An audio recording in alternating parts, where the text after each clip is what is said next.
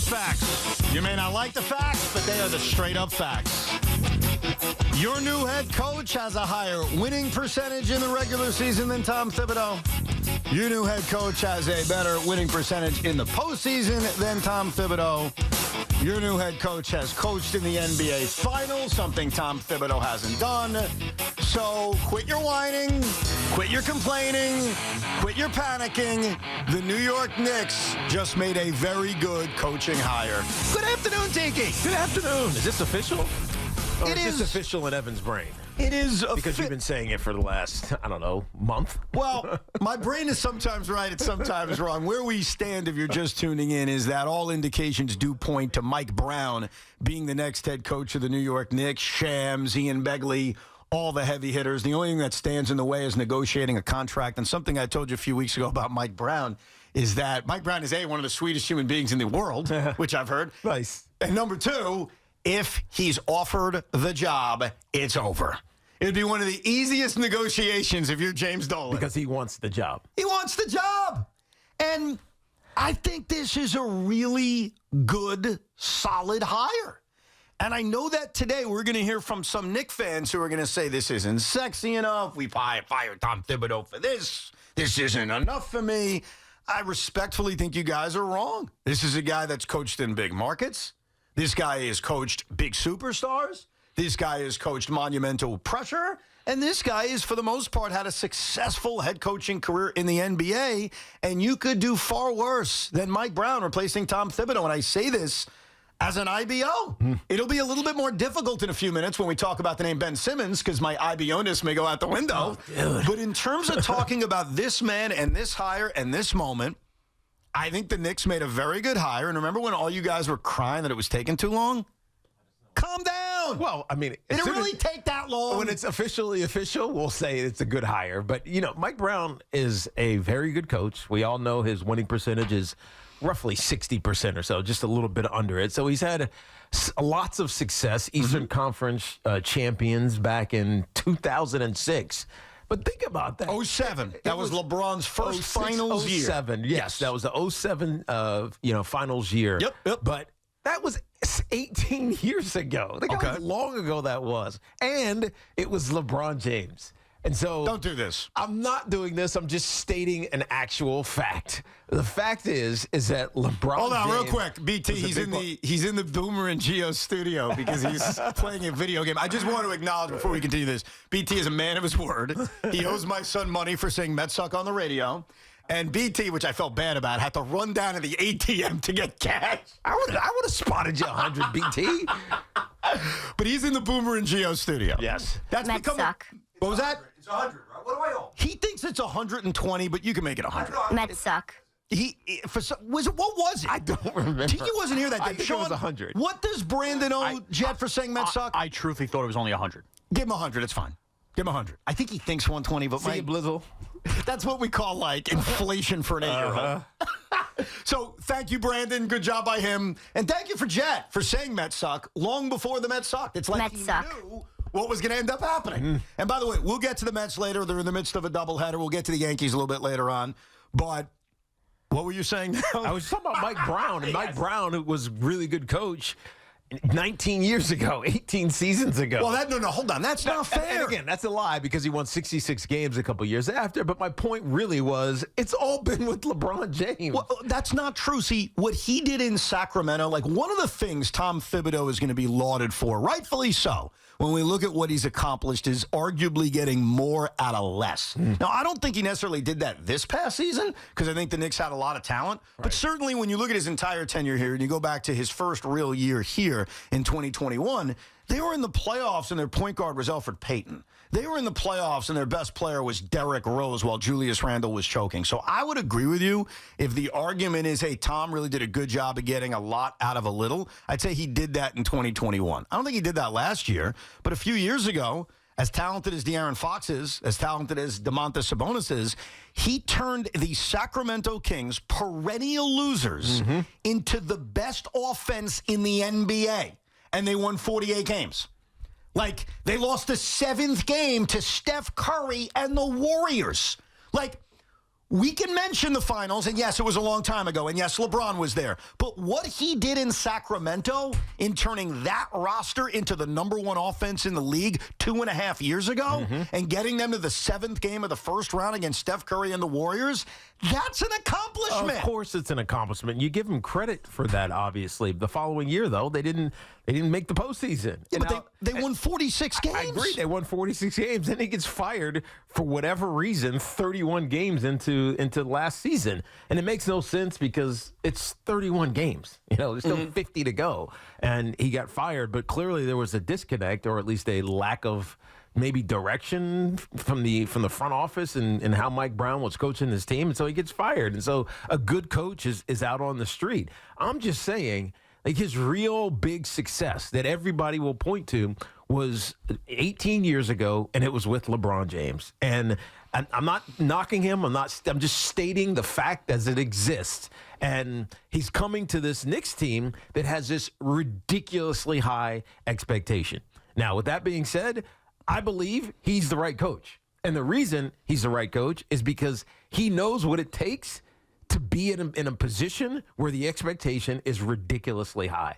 And ultimately, you couldn't have gone with a younger coach or a first-time head coach because you never know when the veteran player on that team starts saying, dude, you don't know what the hell you're talking about. You don't know what the hell you're doing. That's not going to happen with Mike Brown. So I think it is the right coach. I'm just saying this expectation that he's getting you to the Eastern Conference Finals again because he did it in 2006 and 2007 doesn't really hold any weight. It's got to do it now. What coach that's available has a perfect resume? None of them. Nobody. So anyone that they were going to hire, whether it was Taylor Jenkins, whether it was Mike Brown, whether it was even Michael Malone, who they had no interest in, was every single person was going to have to come in with that scar. Something on their resume that says, oh, yeah, but he did it with this. He did it with that. Here's the reality about NBA coaches, and I think it's unfair. You've said it, so you're the guy I'm mad at right now. But I'm mad at everybody because everybody repeats something, and it bothers me. Every time a coach has success in the NBA, it's always attached to the superstar he coached. Yep. Well, it's a superstar league. True. 99% of the time when teams have success, it's related to great players. It's a great player league. Like outside of the Pistons who won a title 2 decades ago, who, by the way, had some pretty good players. Rasheed Wallace was pretty good. Rip Hamilton was pretty good. Chauncey Billups was pretty good. Big Ben Wallace was pretty good. But they didn't have a superstar. Every other team that has success has superstars. So to penalize Mike Brown's accomplishments by saying, well, sure, but LeBron James, or even in Sacramento, sure, but Domantas Sabonis. Like, that's how you win in this league. Right. The question it's the only way to win in this league, unfortunately. Course. So I don't think that's a real penalizing factor about him. What I like about him as an IBO is that you guys wanted experience. I think he has the best experience of anybody available. And what I mean by that is big market, check. He coached in L.A. High expectations, check. Again, he coached in L.A. Making the most out of a young roster, which isn't really the Knicks, but you want him to develop a bench? Check. He did that in Sacramento. Win early on? Check. He did that in Cleveland. Like offensive, I don't know if I'd use the word innovator, but guy who has coached really successful offenses? Check. Like, he checks all the boxes you would want. So if you want to sit here and say, well, but LeBron, or yeah, but Kobe, like, that's not fair. He's a damn good head coach. Yeah, but we're also talking about 2 of the elites. So what does that mean? The rest doesn't count? No, I'm not saying anything. And I know he took Golden State to a Game 7, as you were just mentioning. But that's a pretty good accomplishment. He's been the Golden State assistant coach for the last 6 years. That's a part of his, by the way, that's a big part of his resume, too. And I'm really glad you brought it up, even if you're doing it sarcastically.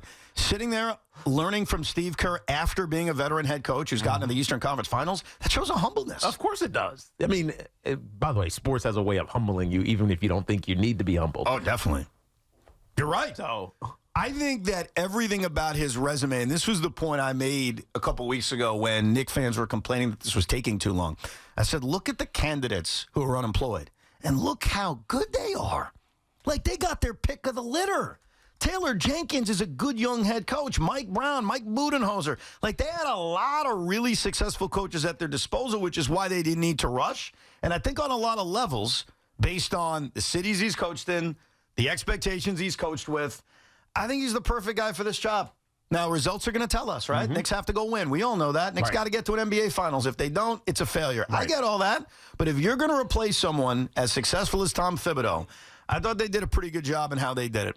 Mike Brown is a good hire. It just is. It's true. And for any Knicks fan who says it's not sexy enough, it's not sexy enough. Right. You're not the Jets. You're not the Brooklyn Nets trying to sell tickets. You're not trying to impress people. You're trying to win. It's not about being sexy. I mean, what, sexy? The Knicks are the last team that needs to be sexy. Right. They're already sexy.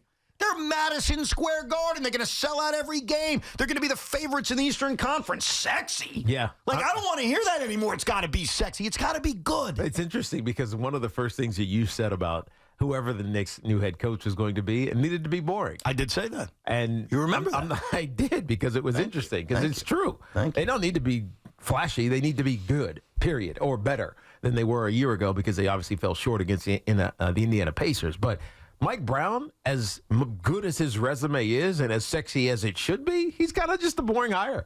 And it's probably a good hire from that standpoint because it just keeps everything in tow and allows this team that was second round, couple years in the Eastern Conference Finals to potentially take the next step without having to get overwhelmed by the pomp and circumstance of who the head coach is. I think that's well said.